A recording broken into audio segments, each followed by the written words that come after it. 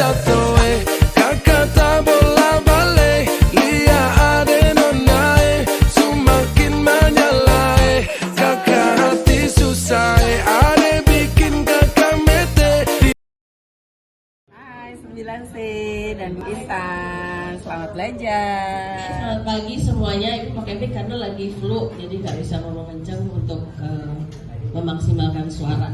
Ya. Untuk hari ini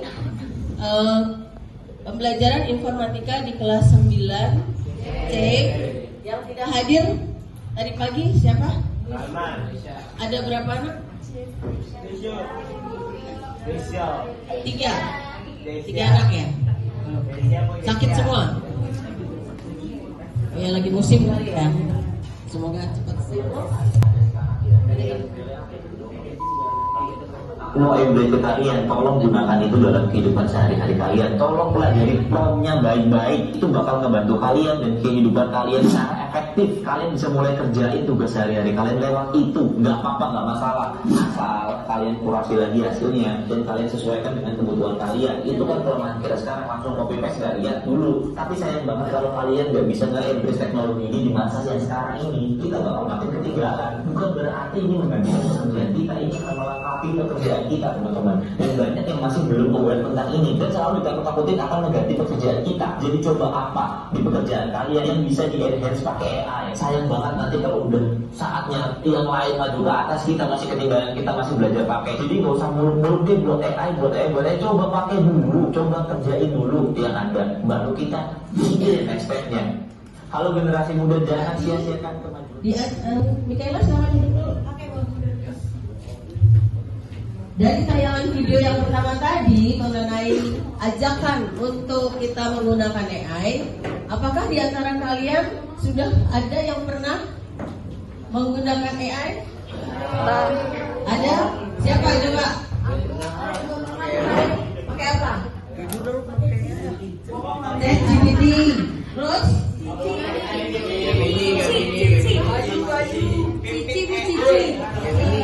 Apa itu? Ya, mengenai apa baca saya nanti bisa informasi ya.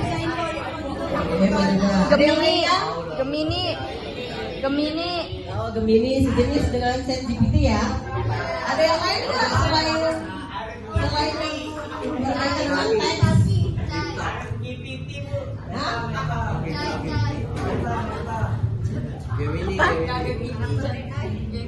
Karakter AI. Ini antara kalian sudah ada yang pernah menggunakan AI ya. Minimal sejenis dengan ChatGPT ya. Kalau ada yang lebih lagi di atas ChatGPT, misalkan bisa generate foto gitu ya, atau membuat lagu gitu ya. Nah, dari pengalaman kalian menggunakan AI, berarti berkaitan nggak dengan kehidupan kita sehari-hari? Selain ChatGPT berarti apa? Kalau ChatGPT, Gemini itu berkaitannya kalian gunakan untuk apa? Cari jawaban. Jawaban yang benar apa yang salah dapatnya tuh? Yang salah. Nah, berarti kan tidak semua hal itu bisa menghasilkan yang baik, ya kan? Jadi tetap harus berdasarkan pemikiran diri sendiri, ya. Nah, kemudian dari pengalaman sehari-hari kita akan mempelajari tentang AI, ya. AI dari kegiatan kita sehari-hari. Nah, ini materi kita ya hari ini ya, literasi dan etika coding dan kecerdasan artifisial. Kita ada di bagian memahami etika kecerdasan artifisial dalam kehidupan sehari-hari. Oke, kita mulai ya.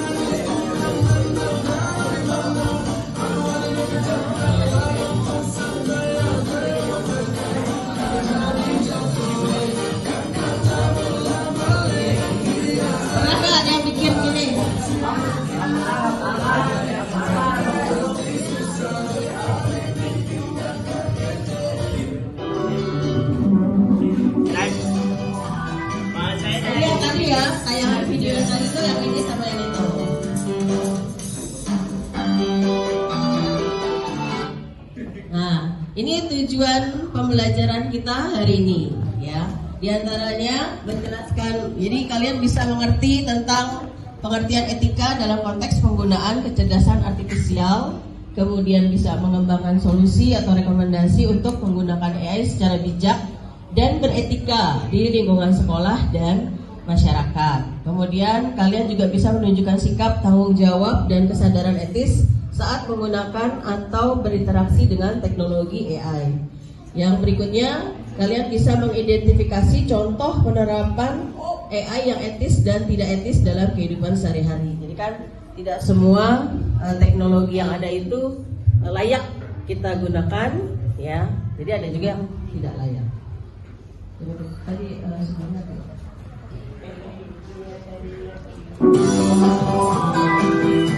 sudah pernah menggunakan, ya. Kalau selain ChatGPT Gemini yang berupa teks, ada lagi nggak yang lain sekiranya di lingkungan kita sehari-hari? Kiki apa Miri? Kiki apa Miri? Apa? Arya. Apa Arya? Apa yang kamu gunakan? AI yang chat dengan karakter AI. Chat dengan karakter AI. Pakainya apa? Pakai aplikasinya apa? AI. AI. Nanti kita coba ya. Dari Arya nanti kita coba. Nah, jadi selain ChatGPT, Gemini dan lain-lain, sebenarnya ada AI lain yang sudah sering kita gunakan, tapi kalian mungkin, Bapak, tolong Pak, dengarkan Pak. Mohon maaf ya Pak, dengerin dulu ya. Jadi ada kegiatan kita sehari-hari yang sudah bersinggungan dengan AI, tapi mungkin kalian nggak menyadari, ya, nggak ngeh. Contohnya apa? Kalian suka naik ojol nggak? Nah, naik ojek online itu juga termasuk penggunaan AI, karena kalian kan buka mapnya di situ kan kelihatan ya. Terus posisi drivernya, tukang ojeknya terlihat kan? Mereka ada di mana, sampai di mana, gitu. Jadi dalam kehidupan sehari-hari itu penggunaan AI itu sudah melekat tanpa kita sadari. Selain itu apa? Ojol. Terus kalau kalian mau lihat ada bencana di mana, cuaca hari ini kayak gimana, pakainya di mana? BMKG itu juga pakai AI juga, ya, untuk mengetahui cuaca. Nah, mungkin juga di rumah kalian ada yang menggunakan teknologi yang Siri. Kalau masuk rumah, Siri bukain pintu, gitu. Siri nyalain AC. Siri ya, bukan Siri. Nah, bisa juga, ya. Itu juga menggunakan teknologi AI, ya. Terus apa lagi? Suno. Nah, bikin apa Suno? Nah, bikin lagu. Jadi kalau udah tahu beberapa aplikasi itu bisa kita coba, ya. Oke, jadi di sini aku mau kasih tahu pengalaman pakai Suno ya. Jangan pakai CAI ya. Nggak pakai karakter AI. Jadi kalau pakai Suno itu kita bisa bikin lagu di sana. Kalau misalnya punya lirik lagu, terus kayak pengen coba dibuat jadi lagu, kita nggak perlu nyanyi, nggak perlu bikin instrumen, tapi nanti bisa di generate. Kita tinggal tulis lirik. Nanti kalau udah, nanti Suno tuh bakal kasih pilihan. Misalnya nih pembawaan lagunya mau seperti apa, lagunya cewek apa cowok, terus panjang atau enggak. Nah nanti Suno bakal generate dan bikin beberapa opsi. Nah kalian nanti dari opsi tersebut bisa didengerin kira-kira tuh yang cocok yang mana. Nah genrenya juga bisa, genre mau senang atau enggak, mau keras atau enggak. Nah salah satu contohnya itu AGZ. Itu kalau kalian denger itu pasti pakai Suno, karena itu lagunya kebanyakan AI, suaranya tuh beda gitu, tapi tetap lumayan enak kok buat didengar. Makasih. Oke.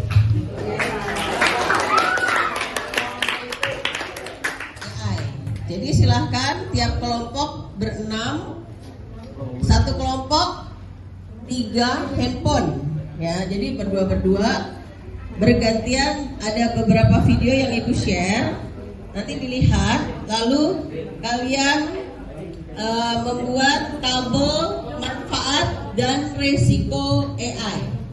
Manfaat dan resiko AI, ya.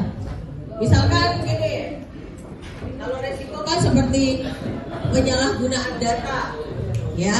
Misalkan data kita digunakan untuk hal-hal yang tidak baik, misal foto. Misalkan Michaela, oh iya, siapa lagi ya? Eca lagi foto nih sama temennya berdua, ya. Tapi bisa disalahgunakan data kita berupa foto, misalkan yang tadinya berpakaian rapi tiba-tiba pakai bikini, ya. Itu bisa juga, ya. Jadi makanya kalau foto juga kita harus hati-hati juga ya. Kalau foto kan kayaknya full body ya, tapi ntar dibikinnya bottom. Kalau kepala doang di foto kayak pas foto ya. Makanya kita harus hati-hati, jangan sembarang posting foto, ya. Dan kalian juga yang udah tahu tentang editing, jangan juga usil mengedit gambar orang, foto orang, atau menyalahgunakan data orang lain yang kita miliki. Ya enggak? Ada pertanyaan enggak sampai sini? Udah jelas? Nah, jadi tugas kalian nanti simak terlebih dahulu video yang Ibu share di grup, lalu mengerjakan tugas membuat tabel manfaat dan risiko AI menggunakan kertas Asturo yang kalian punya, ya. Jadi tiap kelompok satu. Nanti setelah itu sekitar 20 menitan ya, Ibu kasih waktu, kita akan paparan per kelompok. Ada pertanyaan terkait tugas? Udah jelas?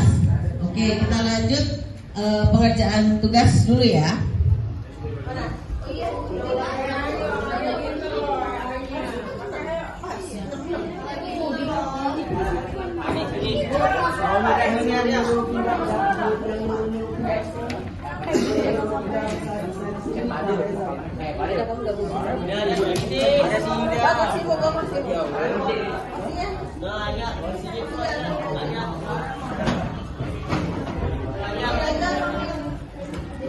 Tarik bang kue. Ini kan ada 7 bidang ya. Jadi kalian tugasnya memilih 3. Tiap kelompok hanya memilih 3 dari 7 bidang untuk melakukan identifikasi manfaat dan risiko AI di bidang pendidikan, kesehatan, keamanan, komunikasi, transportasi, perdagangan, dan lingkungan. Jadi pilih 3 tiap kelompok. Paham? Udah jelas?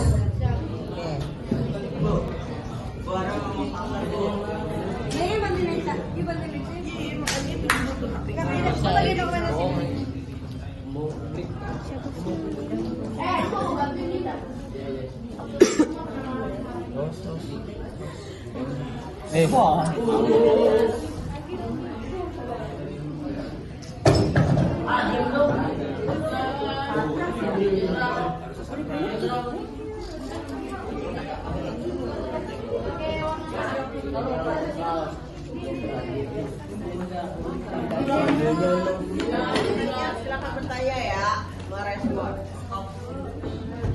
Assalamualaikum warahmatullahi wabarakatuh. Pendidikan. Tadinya kita mengambil tiga bidang, yaitu pendidikan, komunikasi, dan perdagangan.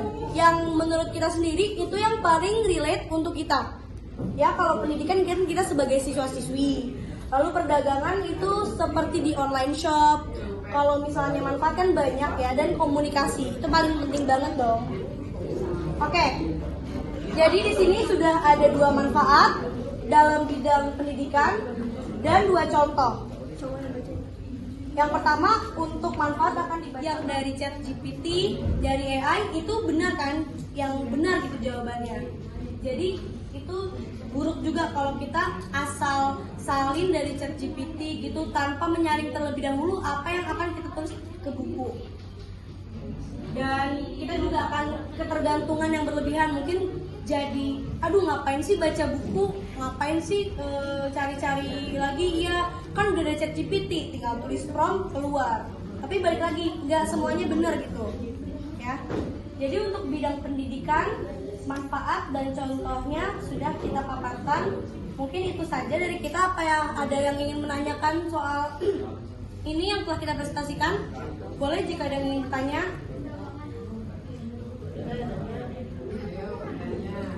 Boleh apa aja?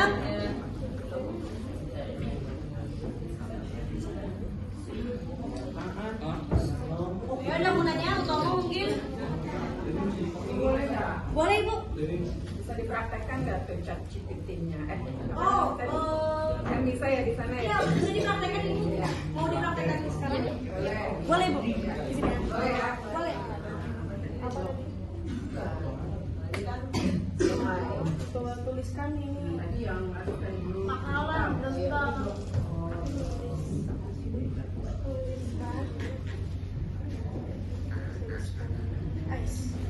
Ya.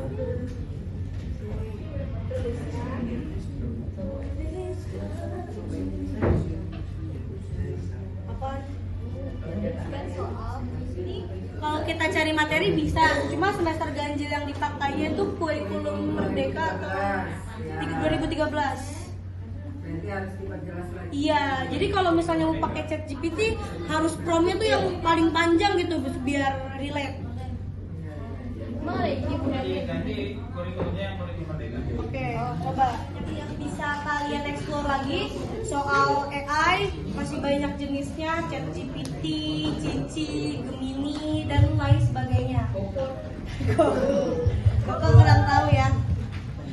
Semoga dari sini kalian bisa ambil pelajaran yang baik-baiknya aja dan yang paling penting itu jangan ketergantungan sama ChatGPT karena asisten guru digital ternyata pas dilihat di Google beda, ternyata itu adalah modul ya. Jangan kayak kita ini lihat ChatGPT. Sekian, kalau misalnya nggak ada yang ingin bertanya dari kelompok kami.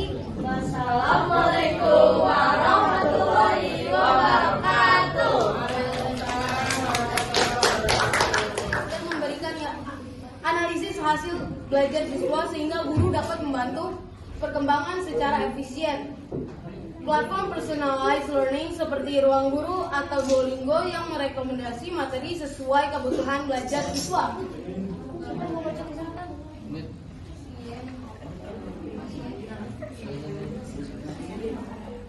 Oke, manfaat kesehatan, mempercepat dan meningkatkan akurasi diagnosa penyakit.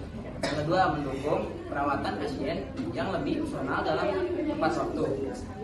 Risikonya, masalah privasi dan keamanan data pasien. Kedua, kesalahan diagnosa akibat data atau algoritma yang tidak lengkap.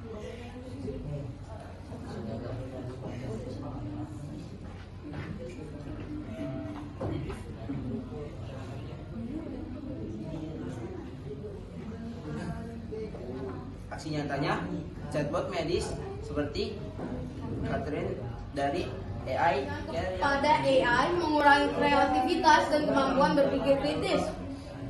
Resiko plagiarisme dan kecurangan dengan pemanfaatan AI. Ketidakmerataan akses teknologi AI yang dapat mempelebar kesenjangan pendidikan.